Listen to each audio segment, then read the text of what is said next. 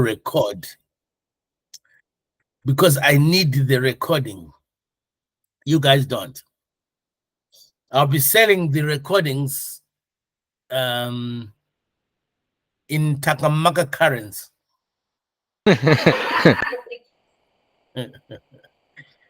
Okay, land use planning and management measures. Then, yeah, where do we site our airports? That's why you don't find airports in the middle of the city. Something is happening. I can see the down arrow.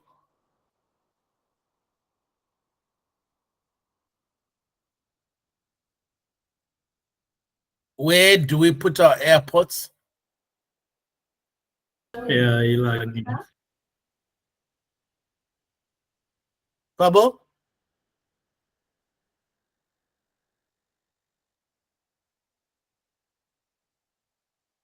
Patrick, tell me what's happening there.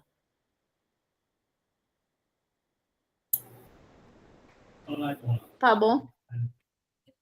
Pabo? No. It's good now? Okay. If you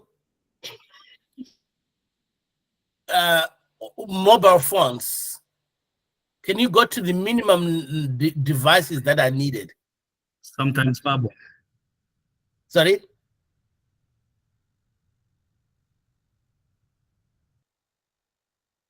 The minimum number of devices, please. Yeah, everyone disconnected everything, just what we're using. And you still have the same problem. Yeah, still having the same problems.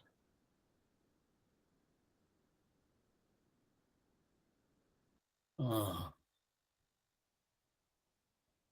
This is getting crazy. I can't think of anything else. Come back to Seashell. You be lucky. I'm wondering why. But he said in the morning it was fine, yeah? Yeah, morning was fine. Okay, let's all log out and then log in again. You come back to the same meeting though. All right, cool.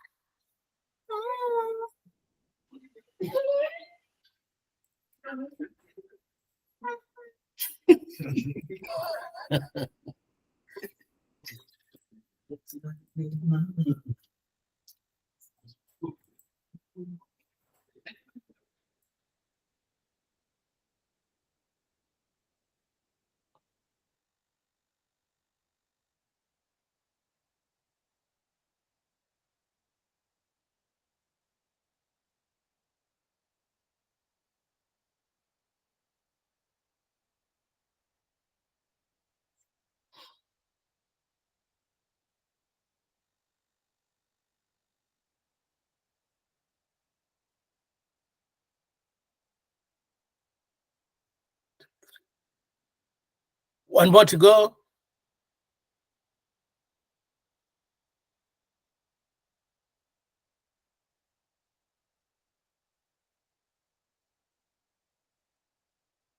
Where's Carries?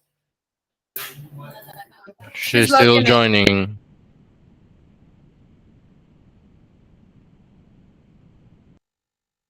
Welcome back home, Carries. Yeah, I'm live. Yeah.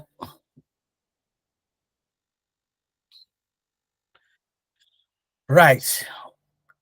I shall try again and see what is happening. I hope I won't get the signs again. Otherwise, I'm going to give up and walk all the way to Seychelles tonight.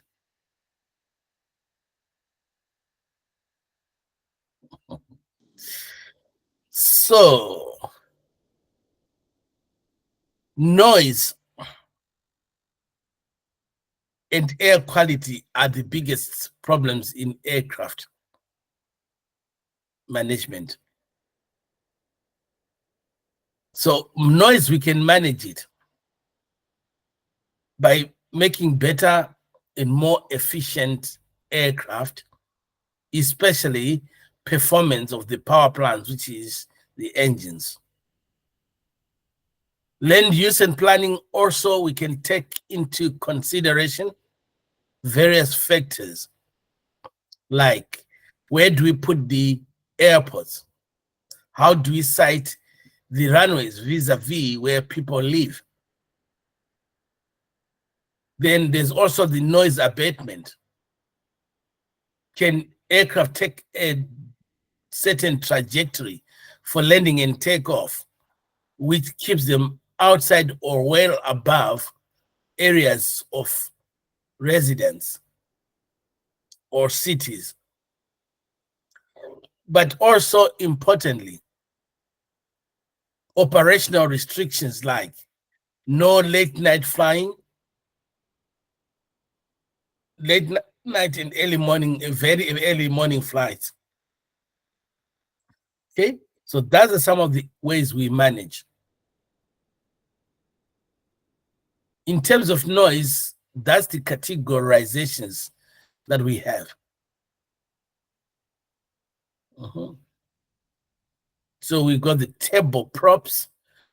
Soon we'll see what a table prop is. And all these other types of engines as well. So ATRs, some of these are also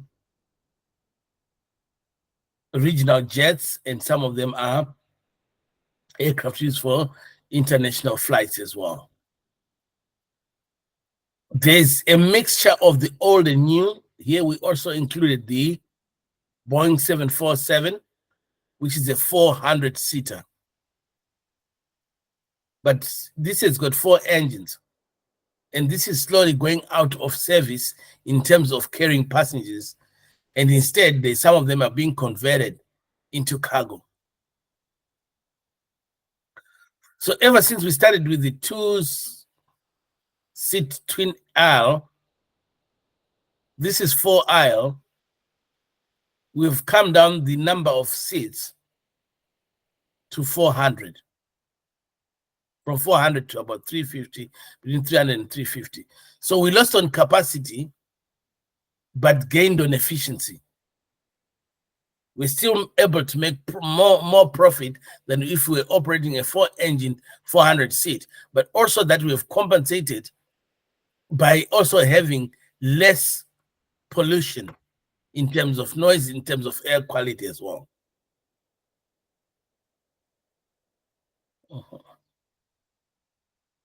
Yep.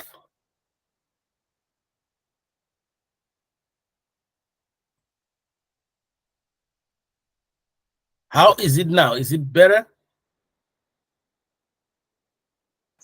So far, so good. So far, so good. Okay. I hope it behaves at least for one more.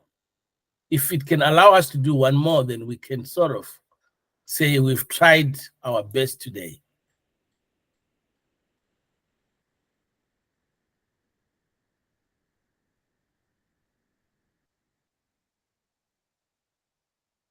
Let's look at different types of engines. We're going to start with piston engines, which are accompanied by propeller. So a propeller is constructed of 2 or more blades equally around a central hub. Now look at the design as well. It's an aerofoil as well. So this will also allow for thrust. Or if you want to be clumsy, you can say it will allow for lift, but in the thrust, in the horizontal. This is slicing through air, okay? It's also giving you more thrust. And the faster it's turning as well, the more thrust you're going to get as well. Okay, so some are 2, some are 3 blades.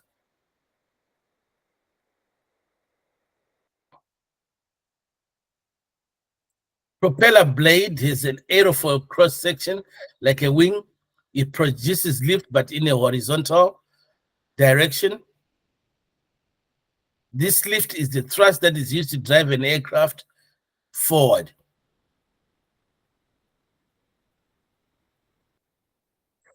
Believe it or not, they also can adjust the angle of attack as well. This can also be varied. This will be able to maximize the lift, the thrust, or the thrust produced as well.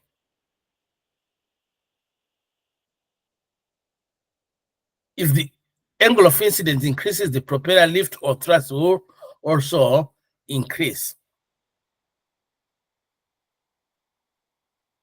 Let's look at a piston engine.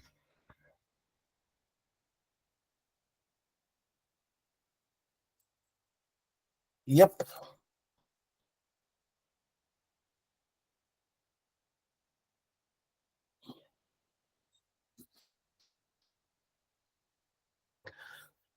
What also reminds you of a piston engine? I'm not talking about human beings, Mario.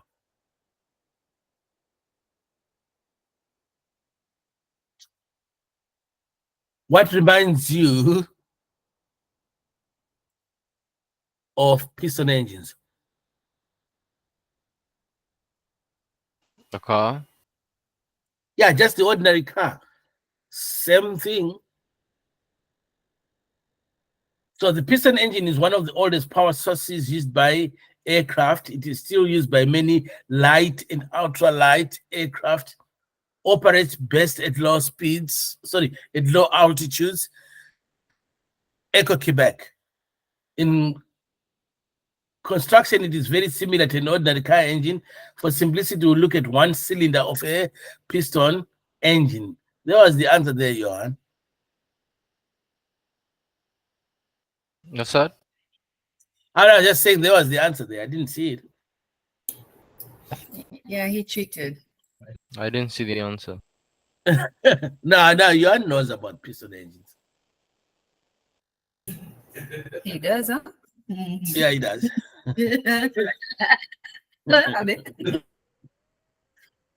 Yeah, he definitely does. It didn't take him even 30 seconds to think about piston engines, cars, and piston engine. The engine burns a mixture of fuel and air, so it's a mixture, but it's got to be in the right quantities as well.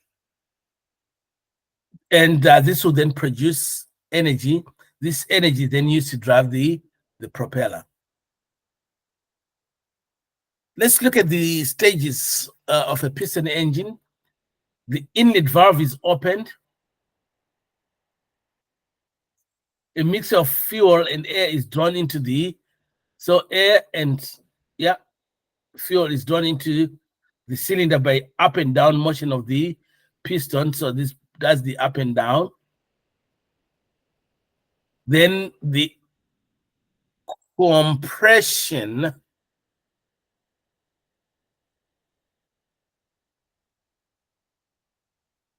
then stage 2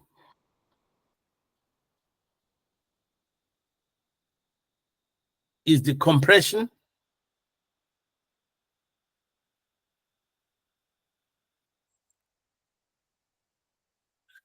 The inlet valve has got to be closed.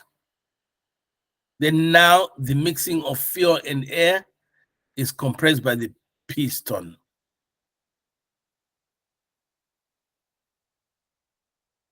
Then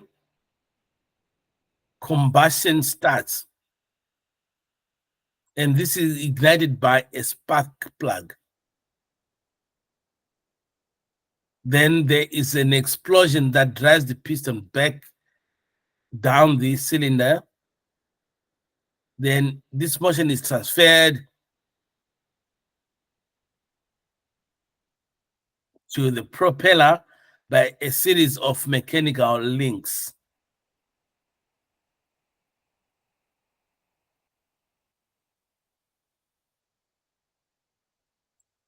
Sorry to remind you about explosions, but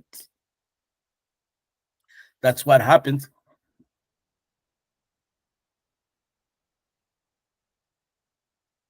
Stage 4. Caris, what's stage 4?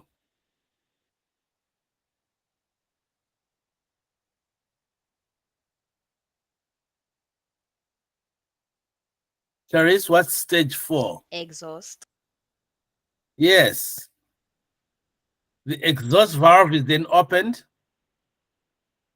The piston then drives the spent fuel and air mixture out of the cylinder. And then we are ready again to start the next cycle. This animation does not work. There was an animation before we put it on PDF. So you'd actually see the sucking, then the compression, and then the explosion, which some would have wanted to see, and then the exhaustion. You must know those stages. Let's look at advantages of a piston engine, not so many.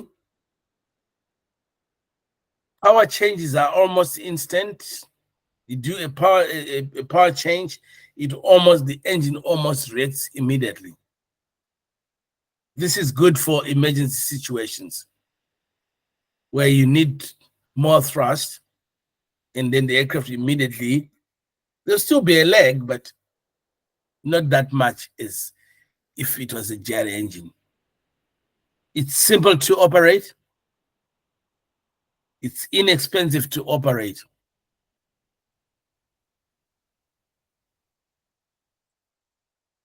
Disadvantages: power output drops with altitude due to lower oxygen. Remember, it's sucking in air, and out of that air, it's looking for oxygen. The less oxygen you have, the less power output.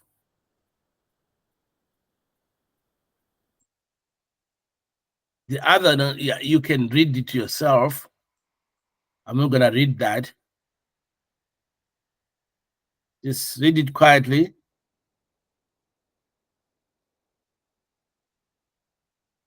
Okay.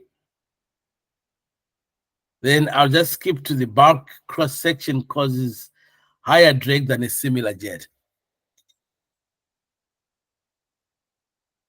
But you must remember all three.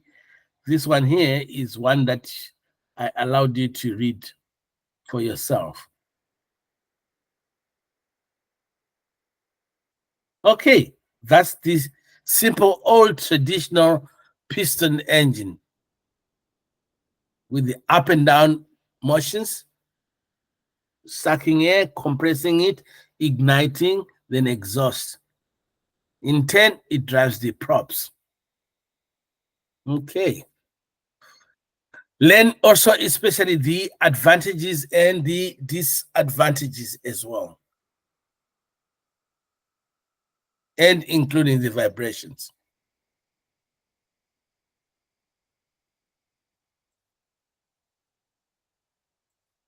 Is it better now, slightly? Or I'm still lagging? Much better. Much better, okay. Comes and goes. Comes and goes. Yes.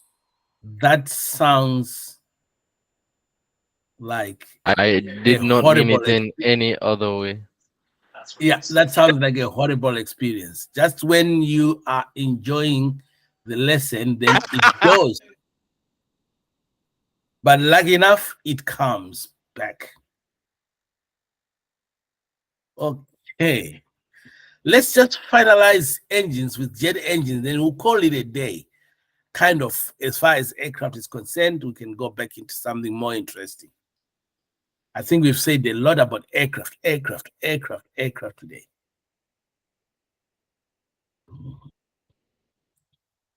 Now, let's look at jet engines and see the types of jet engines that we have. There's the gas turbine or jet engine, which was originally developed during the Second World War. So before that, it was just piston. This type of engine is currently used to power virtually all large commercial transport aircraft. But there are also some smaller types as well. Private jets, which they sometimes refer to as biz jets, business jets.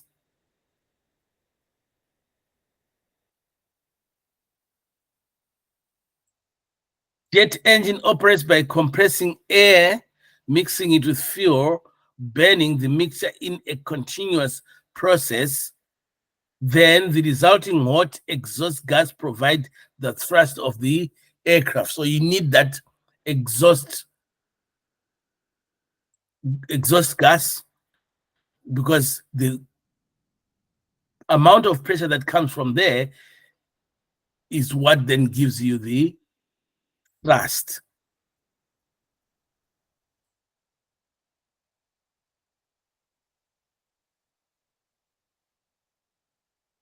Okay.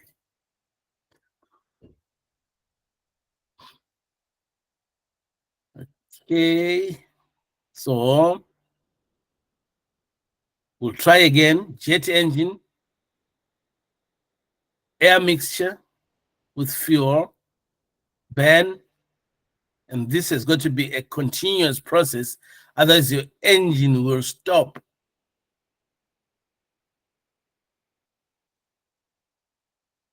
Then the result is you get the gas, exhaust gas coming out at high pressure carries. And this is what will give the aircraft the thrust.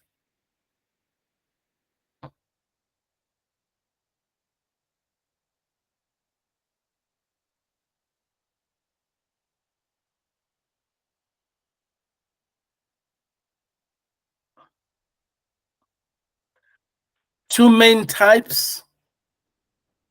Are we still okay so far? So far, so good. Two major types.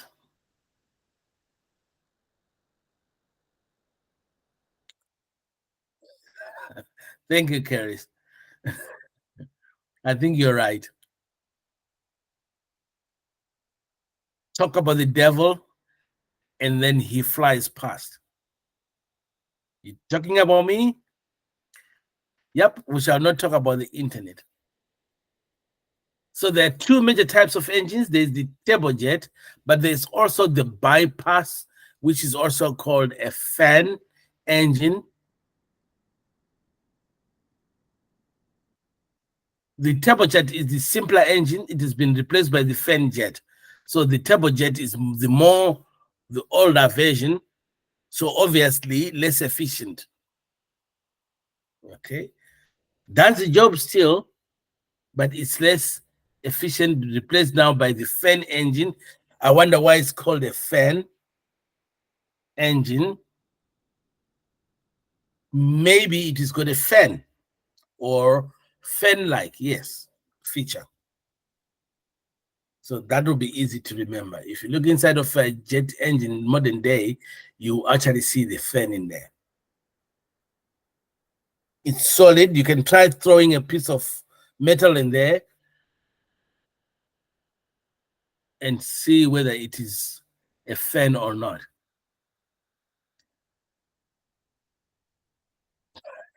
You're not gonna do that. A lot of people will not reach their destination. Okay, let's look at the turbojet.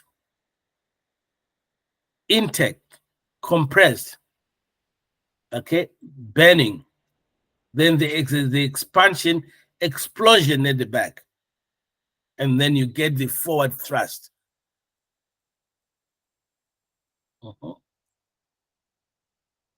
Look at the turbine here. That's pushing the air out now. Fuel nozzle to put the fuel. Air intake, fuel. Okay.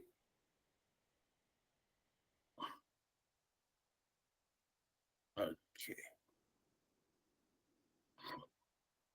That's a side view. This again is supposed to be an animation which no longer works. It ran out of batteries. But what you've just seen was this rotating all the time, and the intake of the air, and then the fuel, and the mixture, and then the exhaust.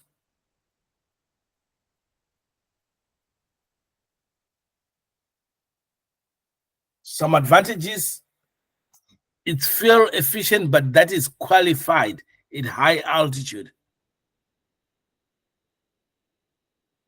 This you can read for yourself. This you can also read for yourself. Law and more.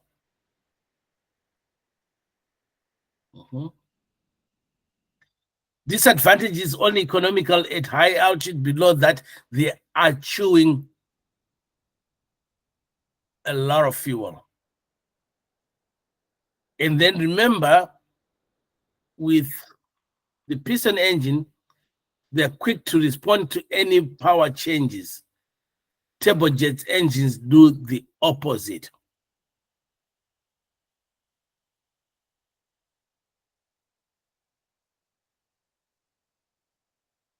We move on now to the other type, which is the bypass engine. Again, this is jet engine. Again, this is the later version. This again is also called the fan engine. Same principle, but must be having now a bypass. So it's used as the initial stage of compressor. So there's a large fan in front, drives the air in, okay, enters the engine, but the rest flows around it. Hence the word bypass.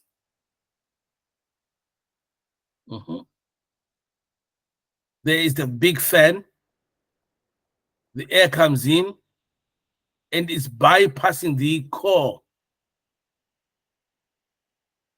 So it's quite fast. It's moving in very fast inside. Then it's compressed, ignition, and again, it's exhaust, and then you get the thrust.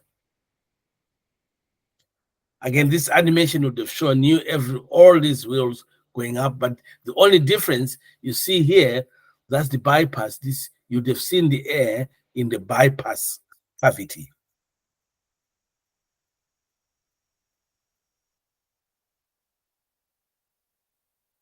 Advantages, same as the turbojet, 30% more fuel efficient, quieter operation at the same power. Disadvantages, only economical at high level altitude, slow response again to power changes. So like we said, some of these jets, they'll also have the bypass. Look at the Gulfstream. Yeah. And General Electric is one of the manufacturers of aircraft engines. So you also find in aircraft manufacturing, there are specialists just there. You get the Boeing fact, the Boeing going on about Boeing aircraft, but they don't make the engines. Companies like Rolls-Royce, General Electric, Hyundai, just joking on the last one. Got you guys. Yeah, they make these engines. Okay. And the same, something that you also need to understand is when they say this is our aircraft, it's more the design than anything else. The wings are going to be designed, but they're going to be given to someone else who manufactures wings, specialists in manufacturing wings. Yeah, so there is normally specialists in most of these, specialized items. So when they're buying their parts, you don't buy them from Boeing, although sometimes Boeing can do the coordination and tell you where you can get the different types of spares, but again, they come from different manufacturers. Okay, but this one here is for carriers again. Do you see the wingtip there is different? Yes. Why do you think it's like that? Besides wanting it to make look slick. To reduce turbulence, wake turbulence. Yes, because this is where it's at the most. When the air meets here, it creates wake turbulence, but also creates a lot of drag as well. Congratulations, Caris. You now finally become our expert in wake turbulence. Yep. So you now see that most aircraft now have this wingtip here. Reduces it reduces the amount of turbulence, but also reduces the amount of drag as well. Okay. I think this were repeated. These are the same notes from the looks of it. Okay. So there are some of the, again, you can see it's General Electric T31. Again, you can see it's in a color, in a very old-fashioned type of coloring as well. So let's look at this. There's also the turboprop. Oh, this is, yeah, this is turboprop. Sorry. I thought it wasn't. Okay. No, this is turboprop. Sorry. Yeah, that's different now. Because this one here, turboprop, it means it's got propellers. It works very much the same principle, only that it's got a propeller. Okay, you can see there's the propeller, and then obviously you've got everything else works the same way, and then drives the props. Advantages, same as a turbojet, except more efficient in dense air than the exhaust of a jet engine. So they work at lower altitudes. Therefore, the turboprop is better at lower altitudes. Propeller is not as efficient at high altitudes. There's an example there, a Saab 2000. That's manufactured by a Swedish company called Saab. Okay, ATR 72s, ATR 42s, same category. You see they've got a prop. Most common aviation fuel is avgas, used for piston engines. Some engineers, aircraft engineers or technicians, they are known to change their aircraft into, so that their vehicles to take avgas. Because avgas is cheaper than the petrol that you use in your car. Okay. So if you can find a way around it and you use avgas instead, you're gonna save a lot in a year. In some cases, it's even subsidized by the government so that flying becomes reasonably okay for people.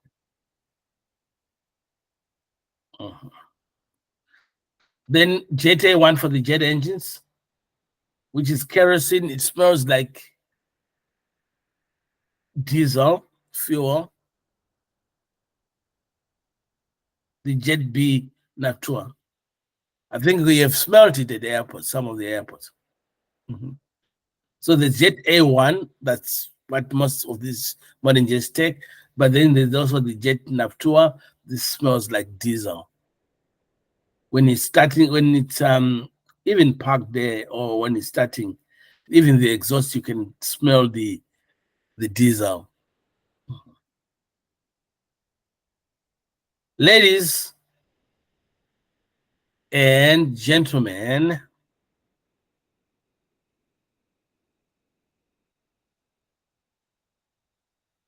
I think we can stop here.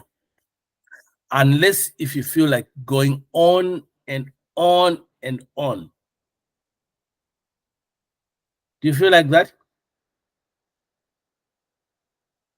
Yeah, I think you need to revise this, understand it before we tackle the next subjects. Let me just see what is next. Yeah, this year I think it's better we start during the morning.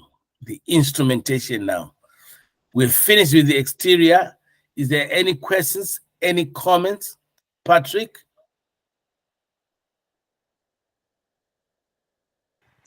No questions for now.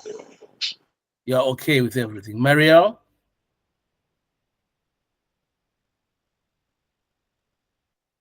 You're good? I'm good for now. Okay. Jan? Yeah. Caris?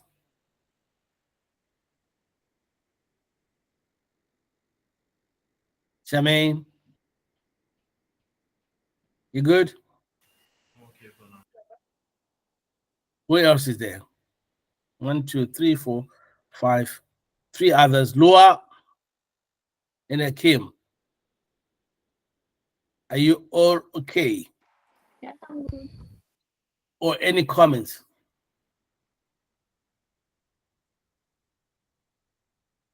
Good. Now,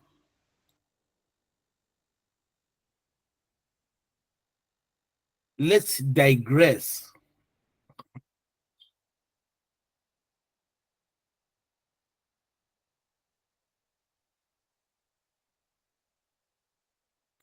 into equipment, your favorite subject.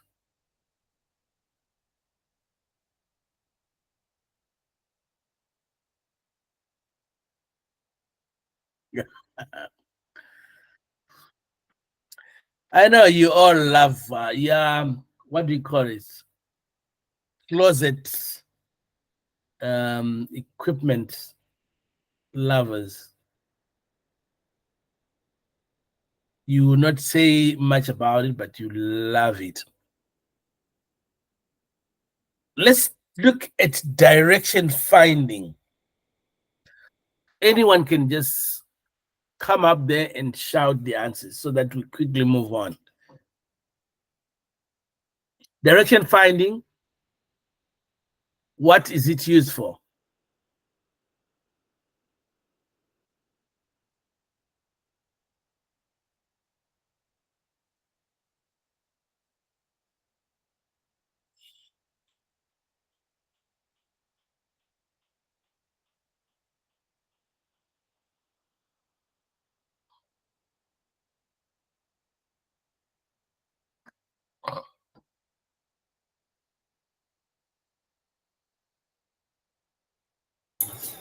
Direction finding is to know the location of an aircraft.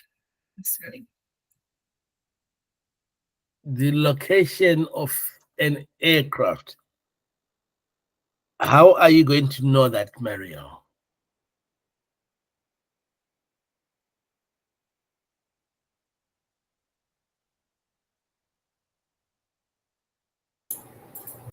through signals which the aircraft is transmitting through the different means of radio frequency. Right. Do you see the last part? That's all I need to hear from you. Can you restructure your answer then? So basically to know the location of the aircraft using different radio frequencies. I like the way you say different frequencies. Because it covers everything, but maybe nothing. There's an element that I would like to hear, like, VHF. Is it UHF? Is it VHF? Is it HF? Is it LF?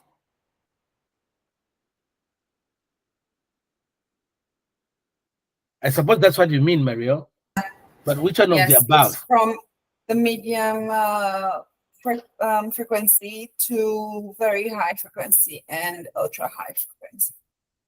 Yeah, you can use any of in the spectrum, isn't it? As long as there is a radio signal, right? You can navigate towards the source.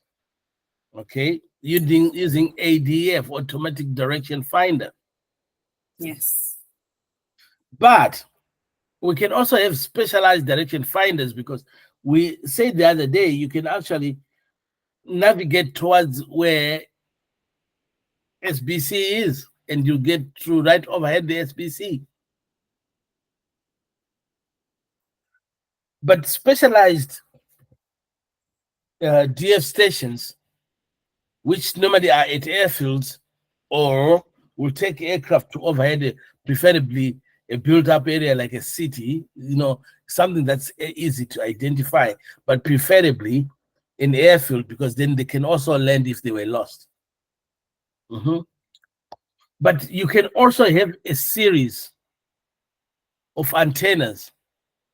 This will then give you an actual position. If you are referencing using a series of antennas, then you can actually get the actual position of the aircraft. In the absence of that, you can just tell the general direction in which the aircraft is. So we are not locating the position, but we are locating the possible position of that aircraft. And it's going to be so raw, we only know it's in that direction. But what we won't know is where the backside is facing, or the front is facing, or whether it's flying away from the station or towards the station or across. The only way you will know if it's flying across is when you ask it again to transmit for DF, you'll see that it's reducing or increasing. Then you know it's either flying north or south. That's all you can tell. So far, so good? Good. So it's very raw. Very good when you're using it with radar, because then an aircraft calls you, but you don't quite get the call sign. It can tell you which direction the aircraft was when it was calling you. Then you can almost know that it's this aircraft calling. And when the aircraft is then flying towards the station, what do we say the aircraft is doing? Homing. It's homing. It's coming home. That's another way to remember. I don't know coming home to do what, but it's homing. Okay, now let me refer to the notes before I get carried away. Because there's a lot of cues, right? Do we already know all these Q something? QUJ, QUP, QUY. Yeah.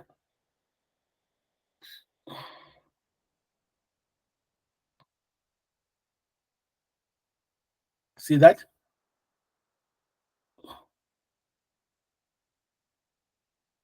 Symbol there. But among this here, there will be a master, the conductor.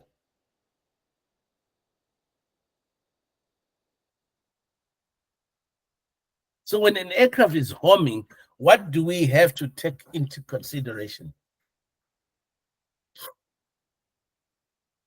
You've got your aircraft facing the right direction towards the DF station. What do you have to now to take into consideration?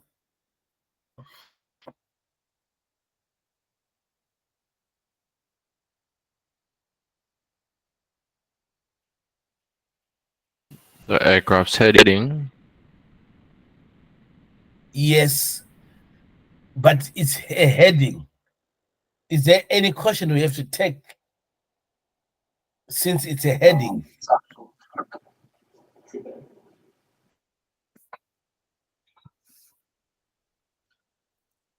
Or let's try and refine it. What is a heading then, in general? The compass direction which the aircraft is following. Right. Today we saw the nose of an aircraft. If you've got a crosswind and you face your nose straight, are you going to draw a straight line?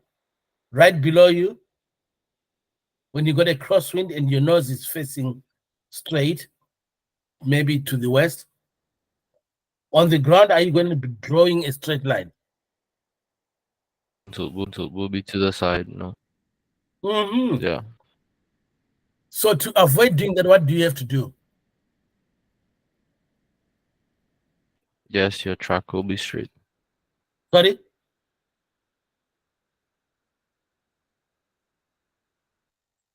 Sorry, Johan, I missed you there.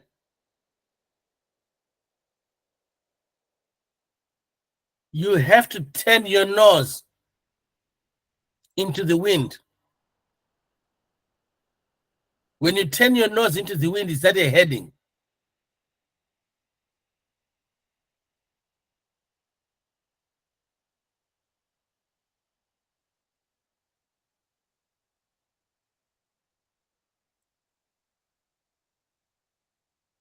Yes. So a heading has absolutely not much to do with where the aircraft is going to finally end up at.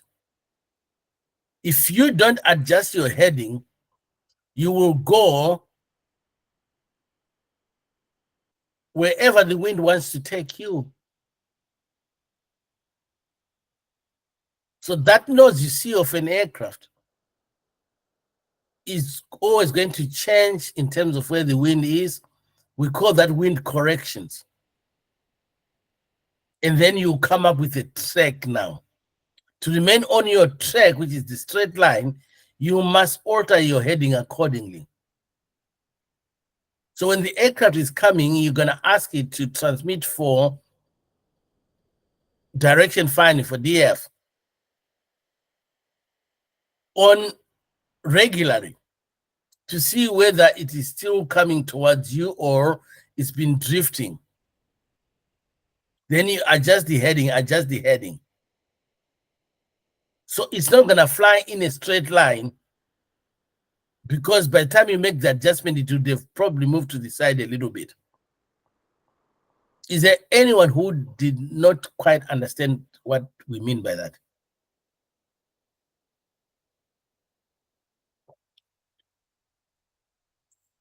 Okay, good. So there will be regular checks to check the heading and see whether, the heading you are giving as if saying this is in no wind conditions. If there's zero wind, your heading is equals to your track. You need to pray the whole day for that to happen. That may I fly and there is no wind. Because I don't know how to calculate heading to convert it to track.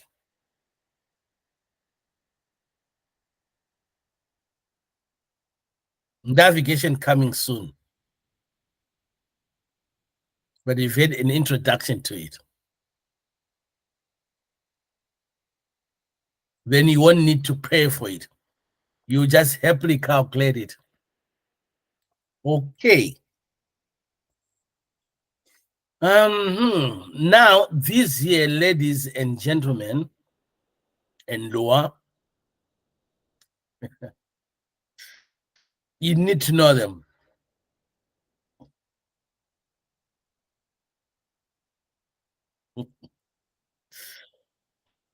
Loa all of a sudden is awake and is waving at me. That's good. QT, QJ, QDR. Find a way of remembering this, please. Okay. They can be true or magnetic.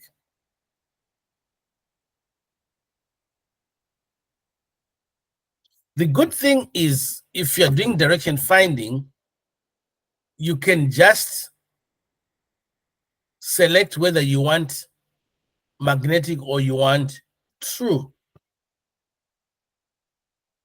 Then when you give the aircraft, it's already pre-calculated for you that this is a true heading or this is a magnetic heading. So far, so good?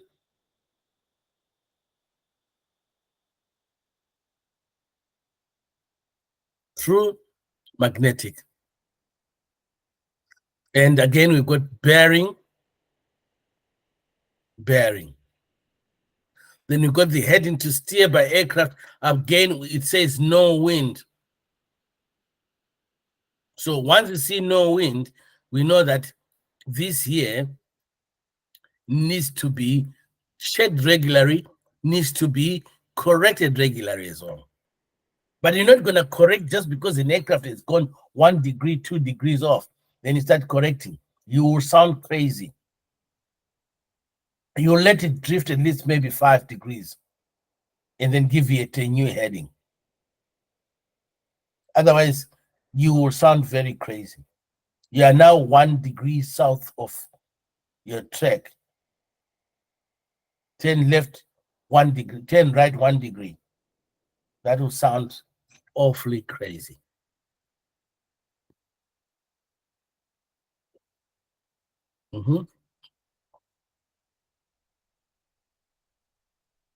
Long and lat, QTF, okay? QGE. You must also understand those parts as well. What you must also understand is this classification here. If you don't get in the exam, in the aircraft exam, you'll get it in nav. So you might as well just learn about it now.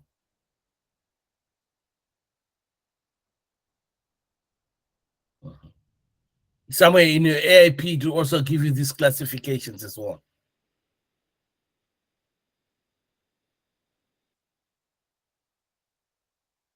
Then if it was for positions,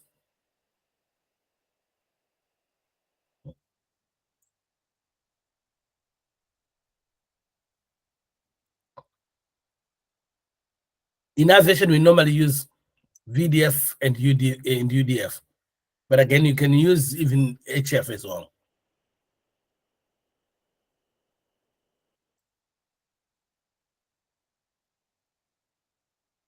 Is there any questions or anything that's not very clear on there?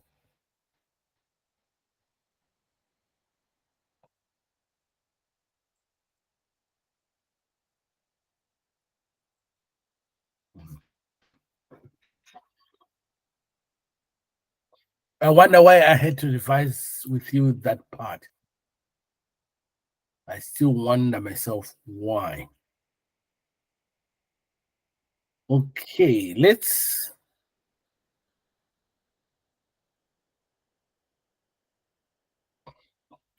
types of communication: direct controller to controller, normal telephone, interphone, intercom. Remember this. Okay. Just in case you wonder, we don't have Bluetooth yet.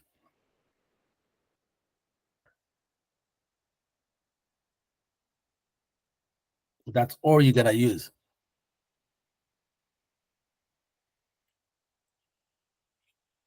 Cell call, selective calling, you must know what it stands for and what it is for. Someone wants to tell me what cell call is in very simple terms.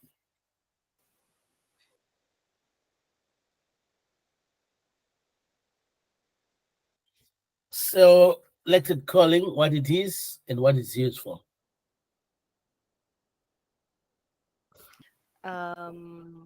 To communicate with the pilot in a way that like you only get in contact with them at specific points, like to reduce continuous radio comms. Okay, can you rephrase that now? No. No? Okay. I'll let your hand take over. No. Caris. Once you Yes. start, don't start something that you won't finish. There's always that old saying.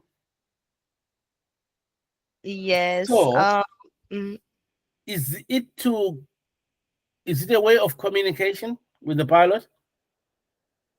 Yes. Yes, it is a way of communication.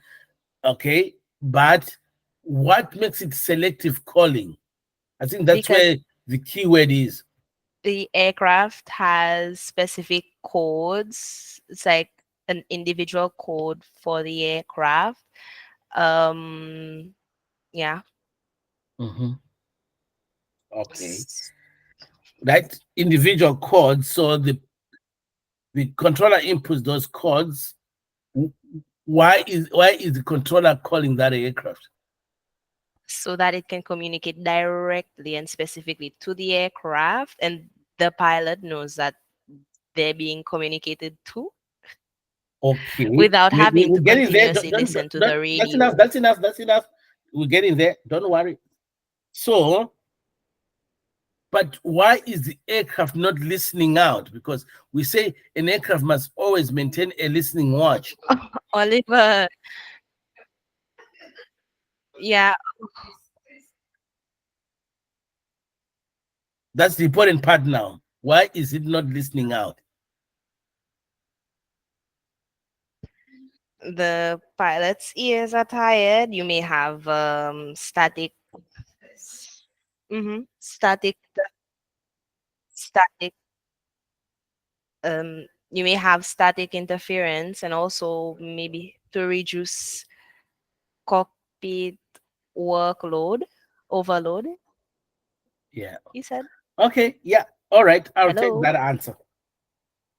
So what we are hello. working here is working like in a VHF Oh, environment where there is interference. Okay. Some of it's static as well. Okay. So again, I don't think anyone wants. Yes, Mario. I don't think No, anyone wants to work. Sorry, Mario. that was since before because I was not understanding a thing you were saying. State internet, it's really slow. Okay. So are we on the right track now?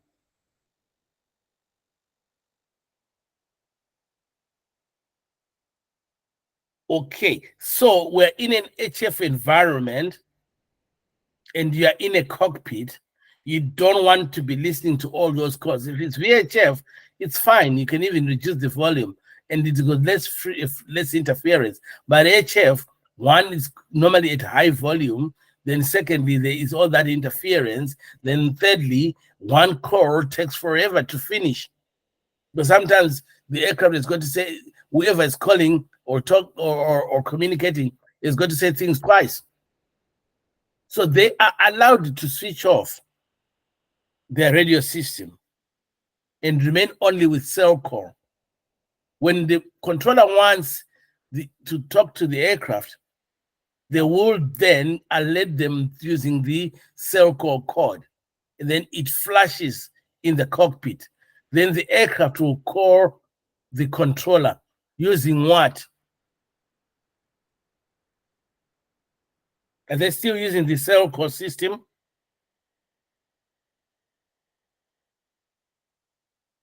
HF radio. Yeah, they go onto the normal old hated HF radio.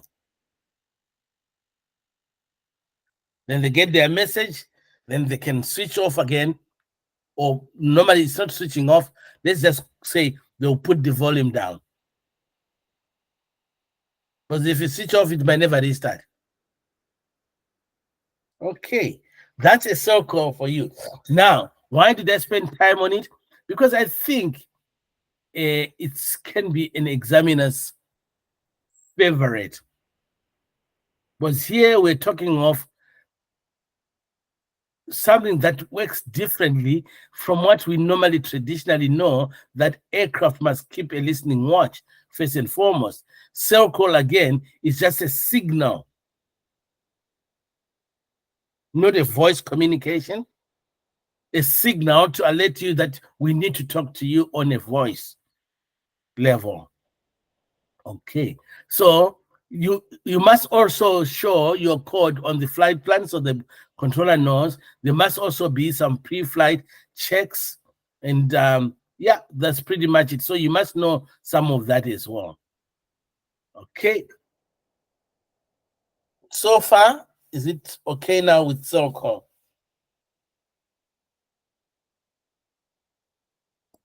Yes. Great. Super. Everyone, you must say thanks to Caris. She contributed the most on this topic. Whilst all you guys were just sleeping there. Thank you, Caris. Now let's look at an aircraft communications addressing and reporting system. It's not about cars, it's ACARS, the A standing for aircraft. This system here originally was not very popular. It was probably used by airliners mostly, to give information. But now slowly it's becoming to having more information being sent via data. Okay. So importantly, this ACARS is data, and it works on an ARINC protocol, which means once you have a protocol, then people know exactly what to buy when they are getting ACARS.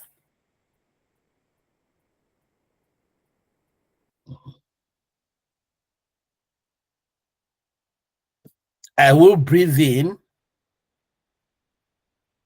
then breathe out, then I shall try again. So ACARS is data. This can be used now for air traffic control messages, operational messages as well. And this can be also used between aircraft and air traffic services, airline operators, and also airport operators. Is this getting better, Mario? Did my breathing in and out help? Yes, it does. Good.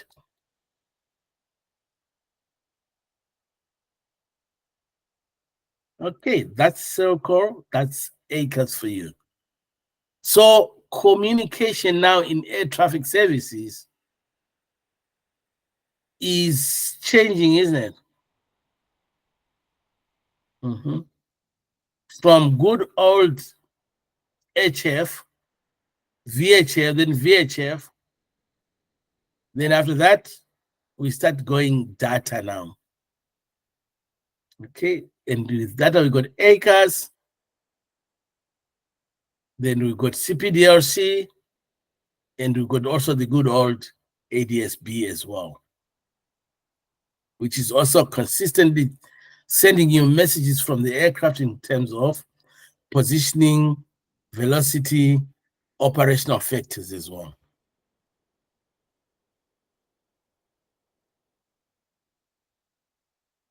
Surveillance. This one here is for Patrick and Patrick alone.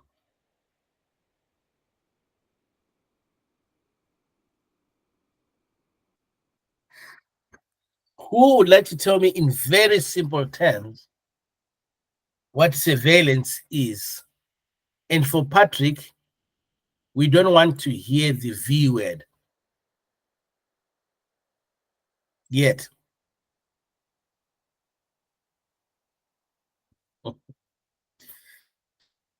We'll come to that later. What is surveillance and what type of surveillance do we have? In just general terms, when you're surveilling something, what are you doing?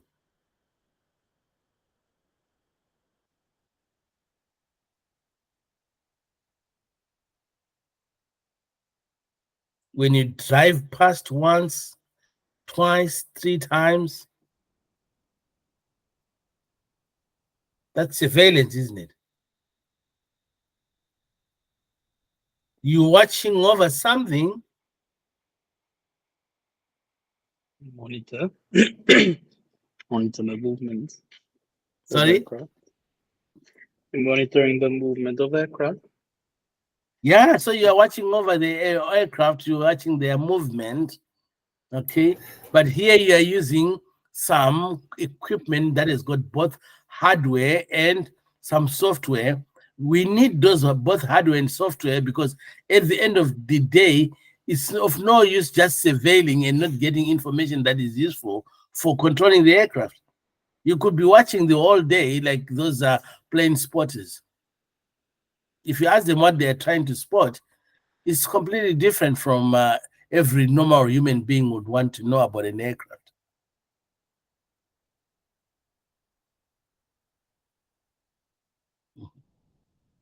So that's not surveillance. That's sheer plane spotting madness. Just wanting to see an aircraft taking off. And they fly to different places of the world with big cameras and everything. Then they sit under the undershoot of an airport, taking pictures and videos of aircraft. That's voyeurism. Just joking. Let's go back to surveillance. But I'll just try to show you what is and what is not surveillance.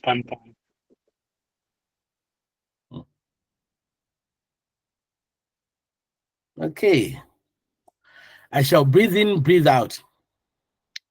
So we are surveilling using certain equipment. So that equipment can be radars, yeah? ADS-Bs, ADS-C. Those are all surveillance equipment. But of late, we can mix and match with MLAT.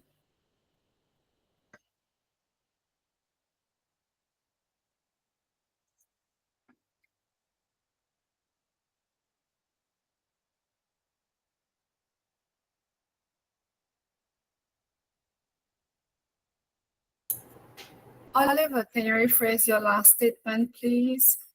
Yeah, I'll get back to that now. I was just giving you time to, yeah. So surveillance can now be done by radar. Can also be done now by ADS-C, ADS-B.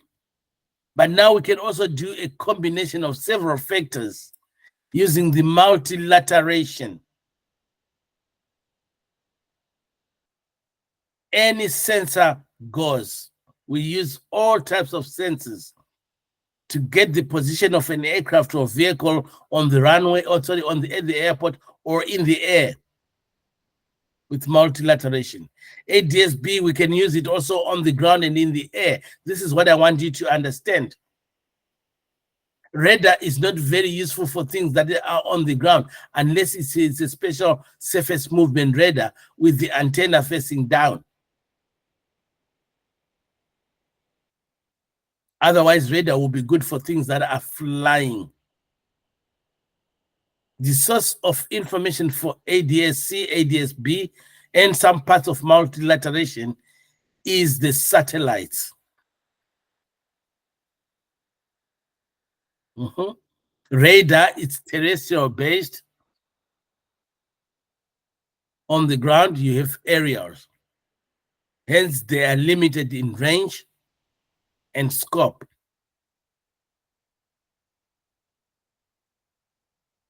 With all this here, we can reduce separation.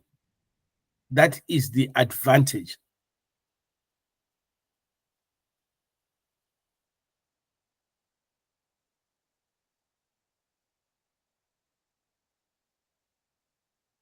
I'm flicking through now. I'm just trying to see if I left something. So now we can have wider coverage. There we go. That lesson is done.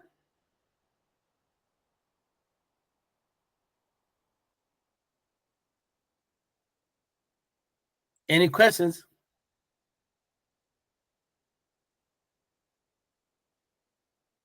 Okay. Tomorrow, that's how you're going to narrate all this, yeah, for your exam. The exam is tomorrow or Wednesday? Oh, for you, Patrick, it's tomorrow. Fuck. Everyone else will make it Wednesday. No, Patrick, it's Wednesday, definitely.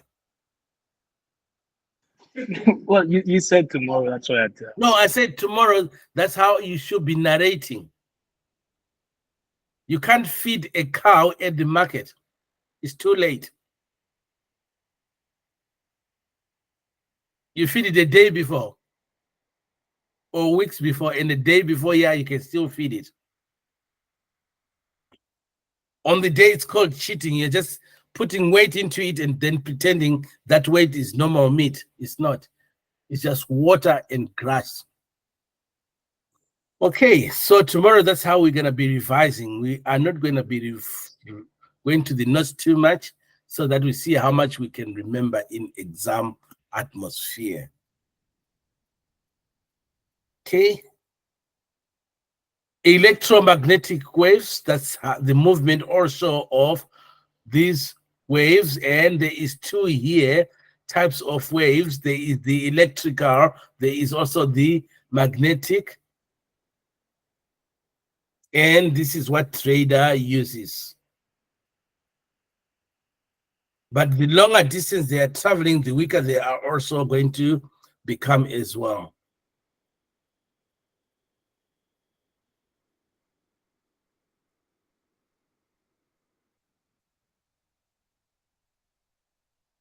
The direction of the plane of the electrical field of an electromagnetic wave is taken as the direction of its polarization. So what is polarization?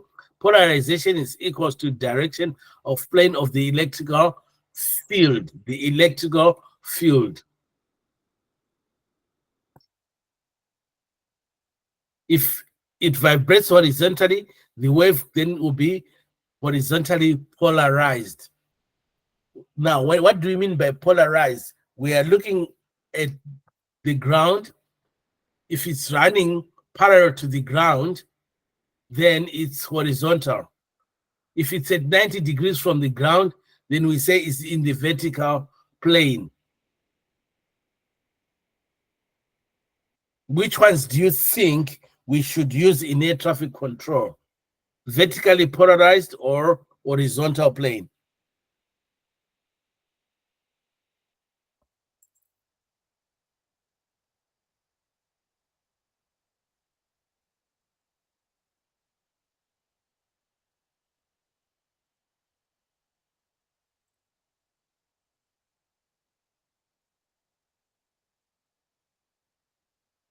Someone talk to me Vertical. before I panic.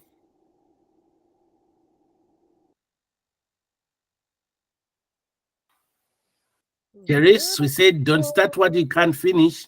Go ahead.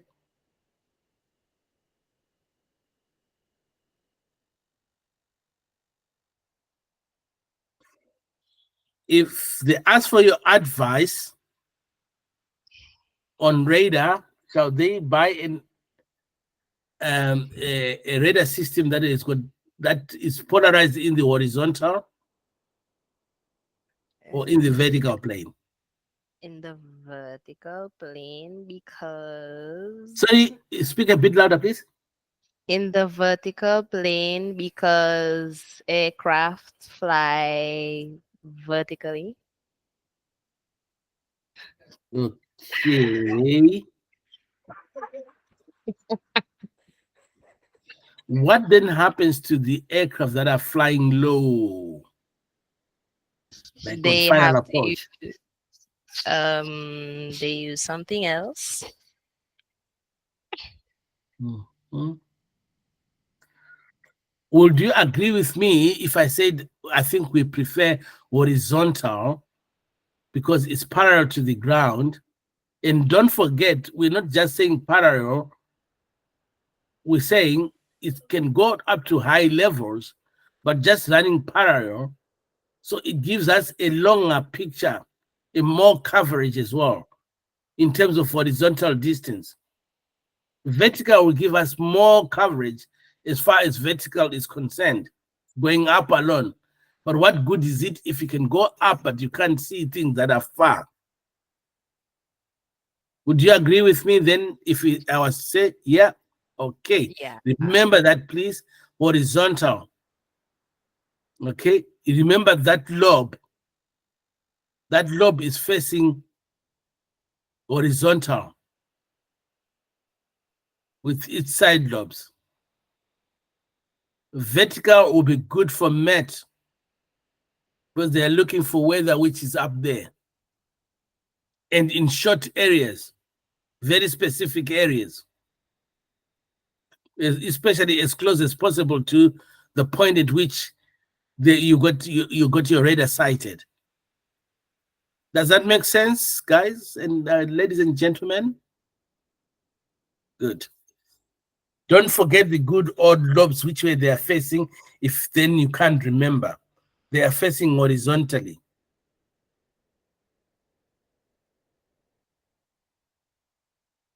Okay, but you also got the circular polarization. This here is good if you are trying to compare two objects' positions. Okay.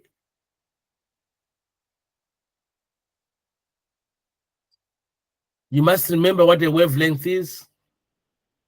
You must also remember that radar covers between 1 millimeter to 1 meter.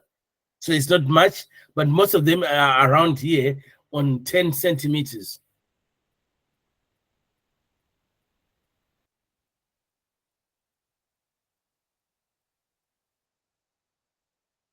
There, Mario, those are lobes. This is a lobe in free air, so it's not distorted because of the ground features.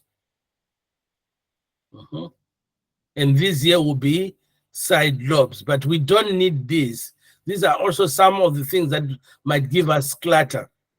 So when you are observing an aircraft, so there's an aircraft coming in, it has got to be in the range of this lobe here.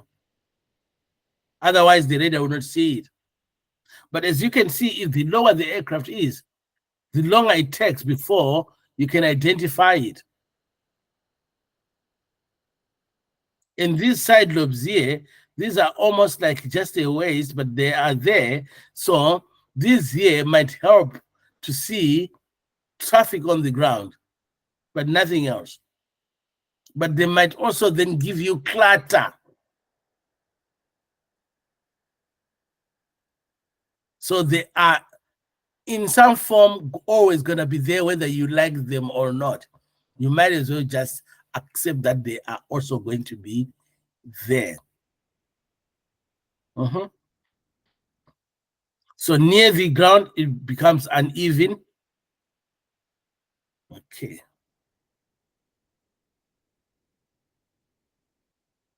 So let's look at the relationship between wavelengths. The pattern is more lobes with shorter wavelengths.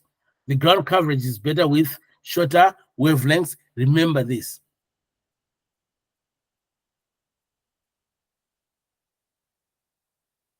So with this here, and if you got an aircraft, a very low flying aircraft close to the station, it's going to be picked by these lobes as well.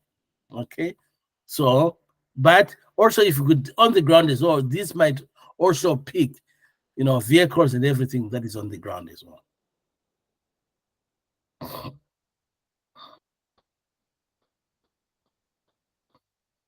Okay. So remember, there's going to be longer wavelengths. The shorter wavelengths are good for identifying things closer to the ground. Again, the longer waves will good for long range. There is also the transmitter power is also very important. This will be your SSR. This will be your primary. Why is the primary bigger than this? Is because you need more power on primaries and still doesn't give you that much distance.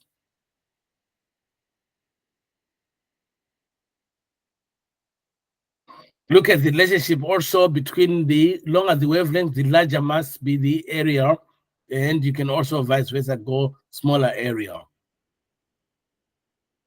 Pulse is those signals that are sent out by the area. And inside the pulse is now the cycles.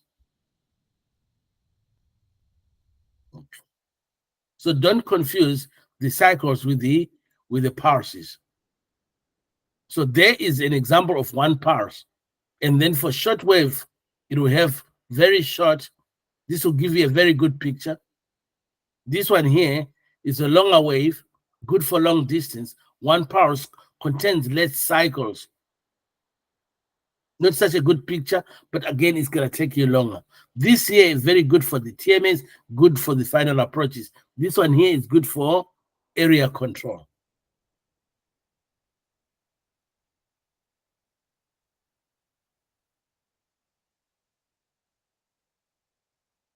Would you begrudge me if I say our end here? Or maybe we should take another one.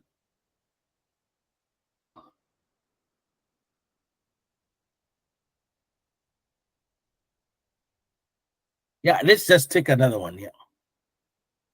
So that tomorrow we don't have too much to devise. So tomorrow do a bit of aircraft, then we go back into the vision. Then if I can find the exam paper, then we can go through it together. Just joking.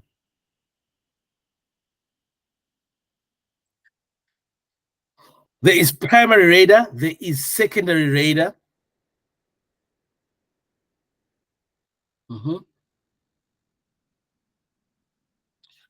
Someone tell me what primary radar is.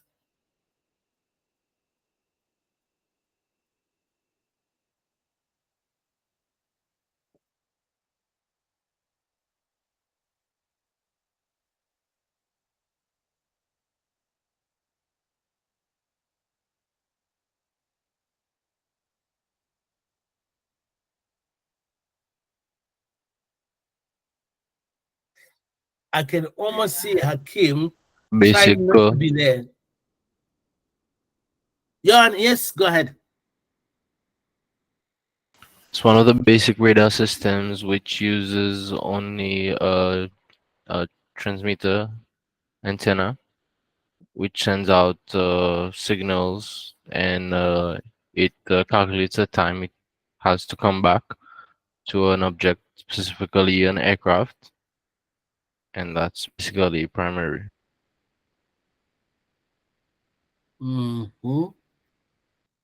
So you send a signal. What happens to that signal that goes out? It is reflected by Reflected by an object. Object. Yeah. Then if it's not reflected, what happens? Then nothing is detected. Yeah, it's lost. It will just keep going until it loses power. Yeah, power, and then that's it. Disintegrates into nothing. Yes. Yeah, good. Now, who would want to tell me the advantages of primary radar?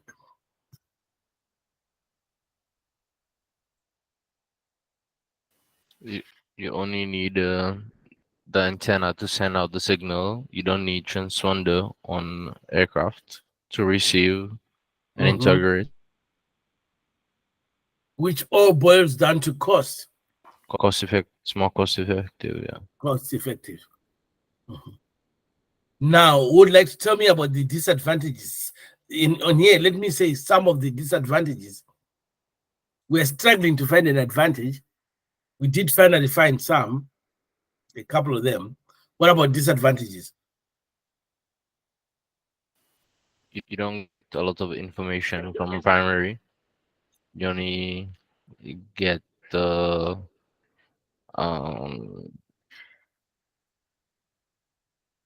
identification and distance. Just positional information. Yeah. Can also no level. Can also be affected by weather. No level because there's no mod C. Then Patrick? It can also be affected by weather conditions. You can also get weather conditions as well. Okay. Is there anything else? But that's an advantage, isn't it? it can be an advantage, Patrick, but can be a disadvantage. If you need the weather, it's good. But if you don't, it will give you clutter. Yeah. Yeah. The clutter as well. Hence the use of the word object, because we don't know whether it's going to be an aircraft, a broomstick, or a high ground, or even cloud.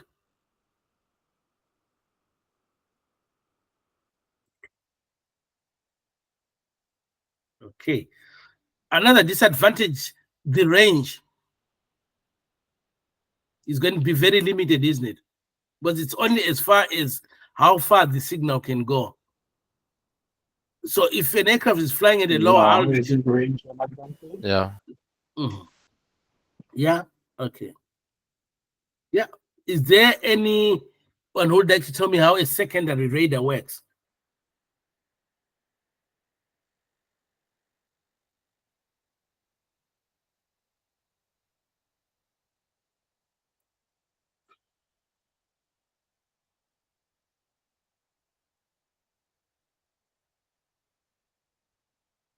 Say again.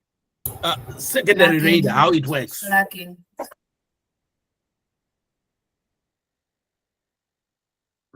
Secondary radar, how it works?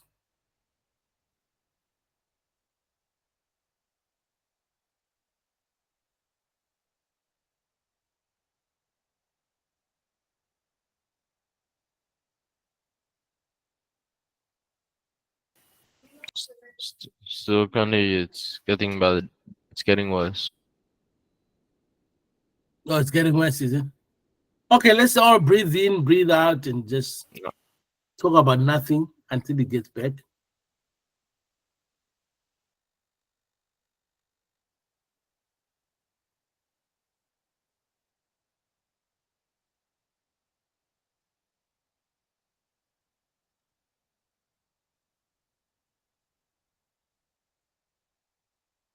How now?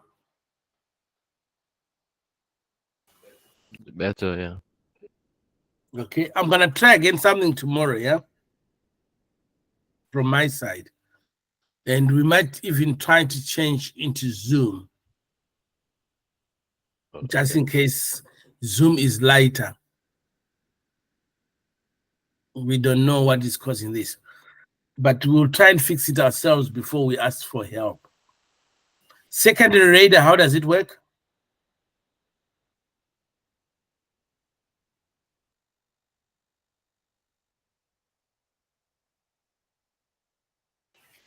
It sends out a signal to aircraft. Gives a signal via receiver, and then transmitted by a transponder. Transmitter. Mm-hmm.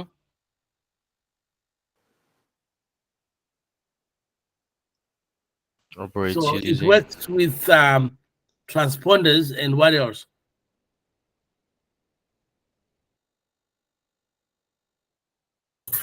Interrogators. Sorry, what is that, Mario? Interrogators. Yeah, interrogators and transponders. That's the first thing that you mentioned. Interrogators and transponders, not the frequencies which they communicate with. Okay, let's look at the advantages. What's the main advantage? you get level information of the aircraft. You can get, not always, yeah, but some aircraft don't have much, Charlie. But what about the range? Better range, yeah. Yeah, much better range, because why does it get better range, Johan?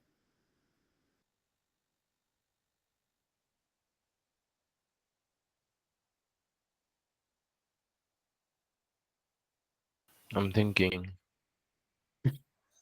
That's good. It's re-energized by the transponder, Mario. Believe it or not. So the signal, when it goes into the transponder, when it sends it back, the transponder will re-energize it. So you're gonna get a longer range, a good reception as well.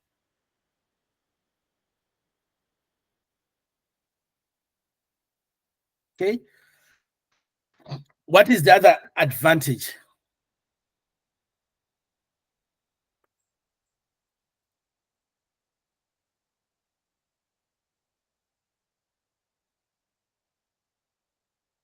Is it easier to identify an aircraft using SSR than using primary? Or they're all the same?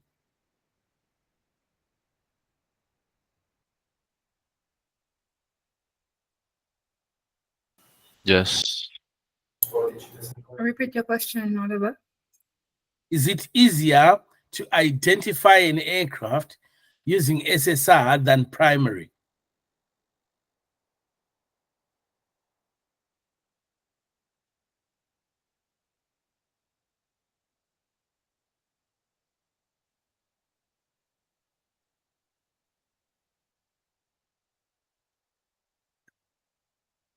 Or is it the same?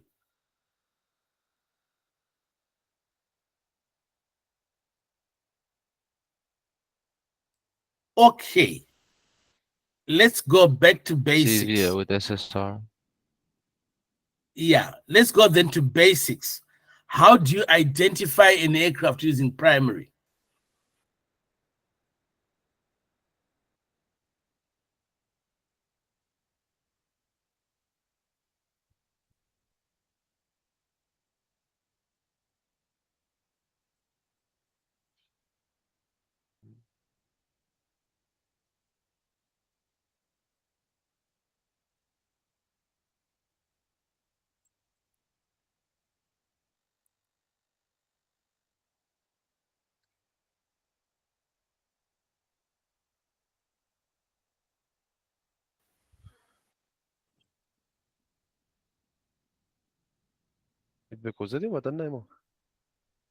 Oliver, Noah, you don't- you saying something?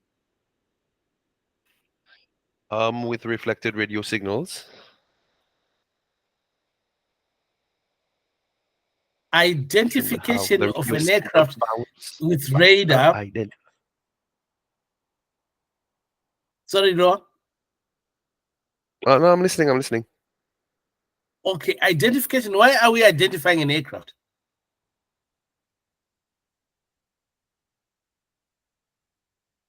Controlled. Because it's in a controlled airspace. I like that one. Yeah. So that we can give it radar services. So far, so good. Yep. To provide radar services, but lower, like you said, it's in controlled airspace, that's fine, but the main reason is to provide it radar services.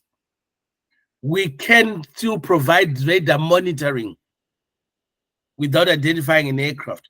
But the moment you want to provide radar services like vectoring, Patrick, you have to identify the aircraft. Make sure that the target you see on your screen is positively the aircraft that you are controlling. Otherwise, you're going to send the wrong aircraft into a mountain.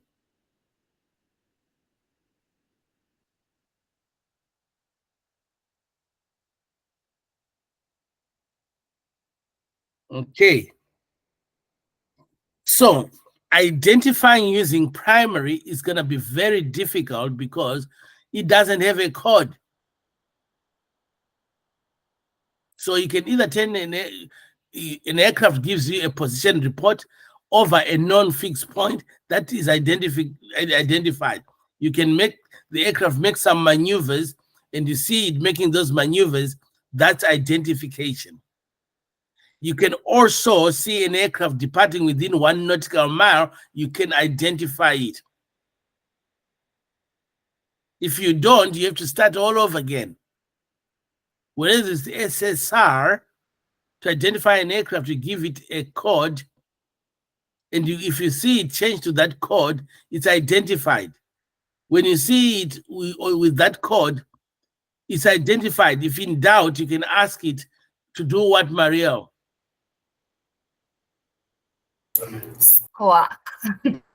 Yes, squawk ident. That's another way of also identifying using secondary. But with secondary and with all radar, you can also pass the identification to the next unit if you've got overlapping radar services. One pilot, one controller to the other, and see that label, yes, okay, he's squawking this, yes, yeah, I've identified him and I accept him. Okay. Those are some of the very basic without going too detailed, because here we're now looking at the characteristics of secondary and primary radar. Secondary radar is got also some disadvantages, like fruit, okay, and also what?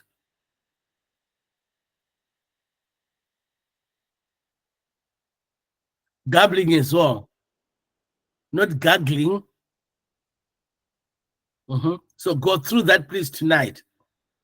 And it's also there in your enhanced notes, in more explanation. Say What it again? is. The elements, the secondary radar, in terms of fruit and gabbling. Okay, it's there in your enhanced notes as well. Now let's go into here. These frequencies you must know, please. The two modes, mode Charlie giving you the height, discrete code, how many codes you can have and what cannot be used. Then there is disadvantages. And if there's going to be a question on primary, I'm sure it's going to be more on disadvantages than advantages, because there is almost just 1.5 advantages. Where we use radar, area approach, aerodrome ATM, air traffic monitor, surface movement radar, and DFTI, distance from touchdown indicator. Okay. And also these codes here, you must know what they stand for: 7700, 7600, 7500.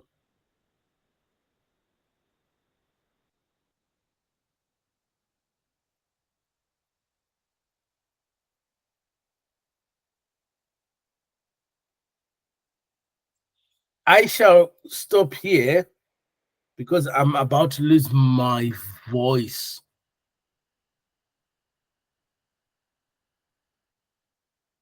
Can you do me a favor tonight? Can you go through Mod S, please? And ADSB? All the way up to 10. Then this year you can go through it, but we'll do it together. Tomorrow, this will be question and answer session. Everyone will get a question, everyone will give an answer. We want to share the load. So tomorrow, I will just be listening. Have a great day, unless you've got a question. Maria just left the group. Sorry?